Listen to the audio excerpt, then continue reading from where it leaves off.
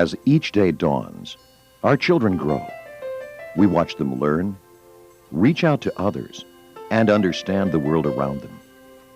When our children touch the natural world, it brings together all they've learned and provides them a web of understanding.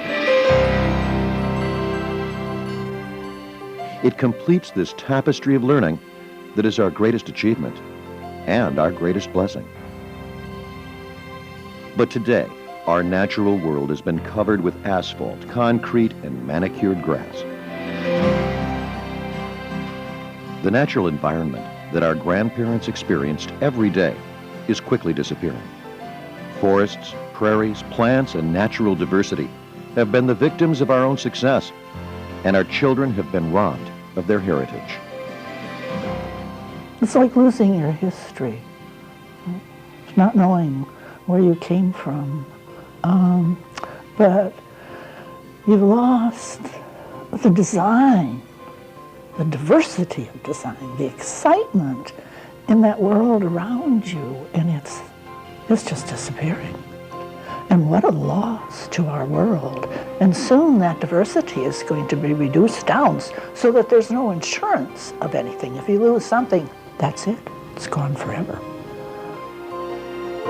Today, parents and educators are joining in greater numbers to provide our children with a chance to touch and experience a world of wonder and learning, a living textbook.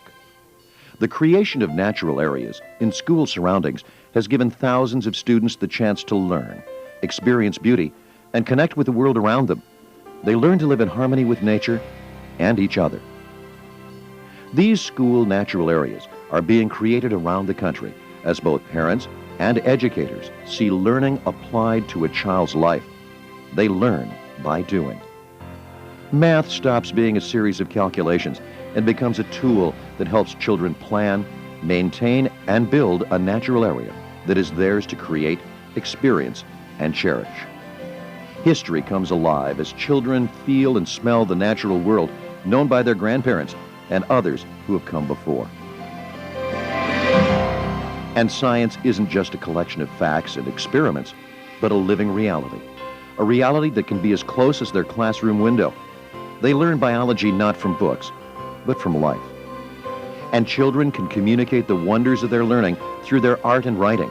Some teacher, I remember at one of our conferences, he cut out squares, 1 foot squares. And then they marked off a place for their prairie garden. And he had each child had a square foot, and took it out and stood on their square feet to mark out so many square feet.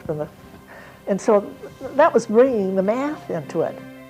School natural areas provide learning to children, beauty to the community, and serve as an example of what not just schools, but all of us can do to restore the diversity and natural health of our world. They don't require large investments in time, space, or money. Natural areas can be placed in unused areas, even just outside the classroom window. Natural areas don't just coexist with traditional schoolyard play areas and game fields, they enhance them for everyone. To create a natural area requires only our support and involvement. Parents and educators can work together to make a natural area a reality.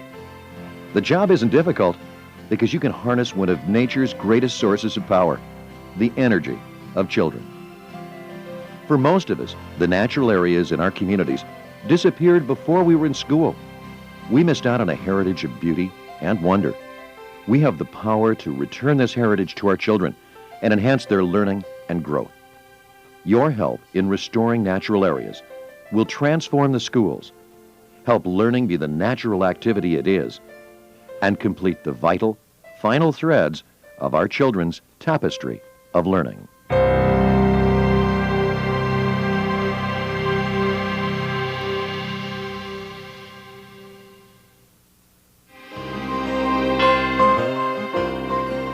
I grew up on a dairy farm, and one side of it was a border of an old country road that still had its wildflowers on it.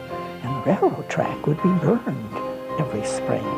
And then afterwards, there'd be thousands of shooting stars. The grasses would have been matted around the bottoms of these dried out old fence posts that had holes in them for bluebirds and red-headed woodpeckers. It was flickers. It was such a different world. And I grew up with Bob Whites calling all the time. God, when have I heard of Bob White? Oh.